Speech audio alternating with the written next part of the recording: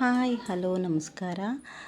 ಇದು ಚೆನ್ನೈಲಿ ಇರುವಂತಹ ಶಕ್ತಿ ದೇವತೆ ಕರಿಮಾರಿಯಮ್ಮನ ಟೆಂಪಲ್. ಇಲ್ಲಿ ತುಂಬ ಬಿಸಿಲು ಮತ್ತು ತುಂಬ ಮಳೆ. ನೋಡಿ, ಈ ಟೆಂಪಲ್ಗೆ ಹೋಗ್ತಾ ಇದ್ದೀವಿ. ನಾನು 8 ವರ್ಷದ ಹಿಂದೆ ಇಲ್ಲಿಗೆ ಬಂದಿದ್ದೆ. ಈ ದೇವಸ್ಥಾನಕ್ಕೆ ಎಷ್ಟು ಬಿಸಿಲು ಅಂತ ಅಂದರೆ ಕಾಲಿಡೋಕ್ಕಾಗಲ್ಲ, ಅಷ್ಟೊಂದು ಬಿಸಿಲು. ಈಗ ಹೋಗ್ತಾ ಇದ್ದೀವಿ ನೋಡಿ ಸರ್ದಿಲಿ. ನೋಡಿ, ಇಲ್ಲಿ ವಿಗ್ರಹ ಇಟ್ಟಿದ್ದಾರೆ. ಕುಂಭಮೇಳನಂತೆ